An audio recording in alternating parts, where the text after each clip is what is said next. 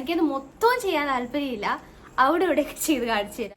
ശരിക്കും ഇത് റെക്കോർഡിക്കലാക്കാന്ന് പറയുന്നത് ഭയങ്കര ബുദ്ധിമുട്ടുള്ള കാര്യമാണ്. അത്രയും ബുദ്ധിമുട്ടിയാണ് ഞാൻ ഈ വീഡിയോ ശരിക്കും എടുക്കുന്നത്.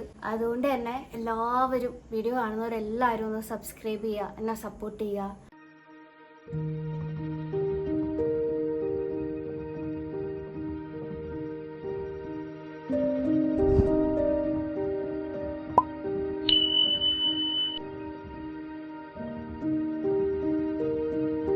Hi friends, welcome back to my YouTube channel. നമുക്ക് എല്ലാവർക്കും ഹെയർ കളർ ചെയ്യാൻ താല്പര്യമുള്ളവരാണ്.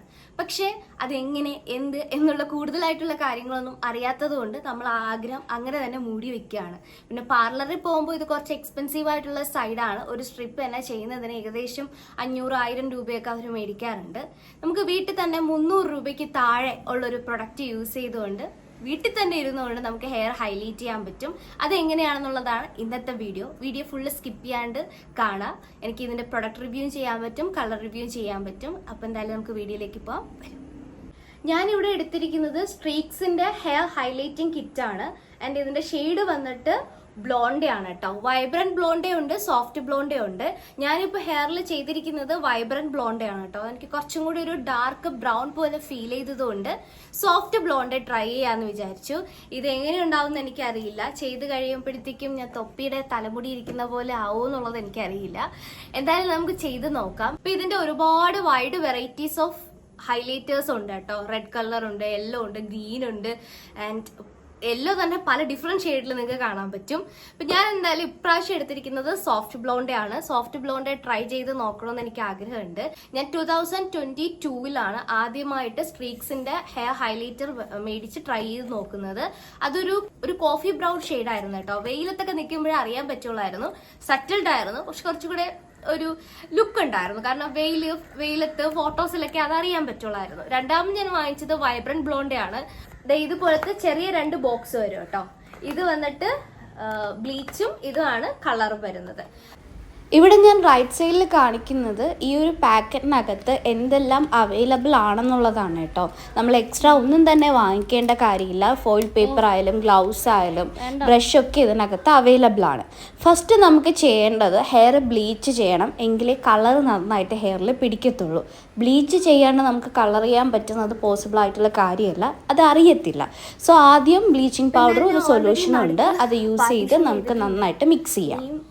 നടുക്ക് ഇങ്ങനെ പാർട്ടീഷൻ ചെയ്തിട്ട് എടുക്കും.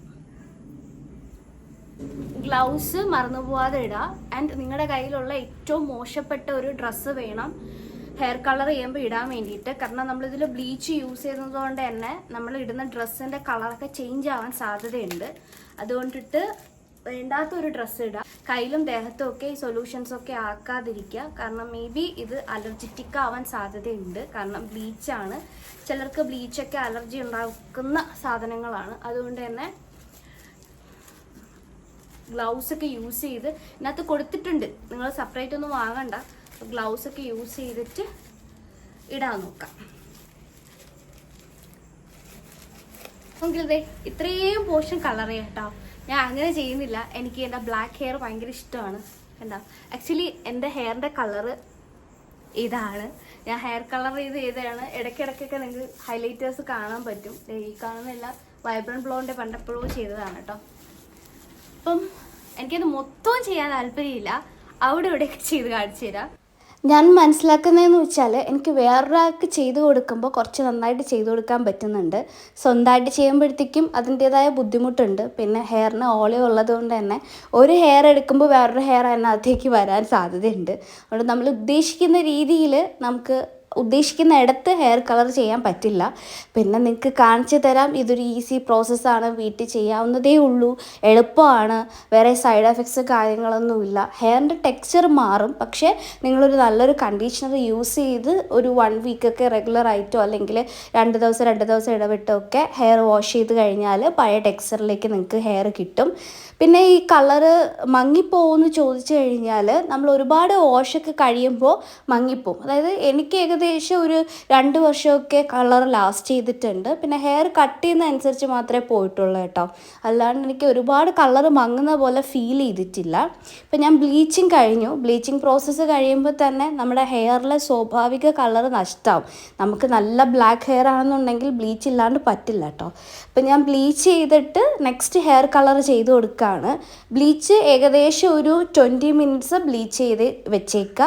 കളർ ഒരു 30-40 മിനിറ്റ്സ് വെക്കുന്നതായിരിക്കും കുറച്ചുകൂടെ നല്ലത്. ഞാൻ വളരെ കുറച്ച് സമയത്ത് വെച്ചുള്ളതുകൊണ്ട് നന്നായിട്ട് കളർ പിടിച്ചില്ല. പിന്നെ ഇതാണ് അതിൻ്റെ കൂടെയുള്ള സ്ട്രീക്സിൻ്റെ കണ്ടീഷണർ കേട്ടോ. ഇത് നല്ല അടിപൊളി കണ്ടീഷണറാണ്. ഇതേ ഹെയർ ചെയ്ത് വന്നപ്പോൾ ഉള്ള റിസൾട്ട് കണ്ടോ. നെക്സ്റ്റ് ഏതെങ്കിലും ഷെയ്ഡ് ചെയ്യണമെന്ന് താല്പര്യമുണ്ടെന്നുണ്ടെങ്കിൽ കമൻറ്റ് ചെയ്യാൻ മറക്കണ്ട കേട്ടോ.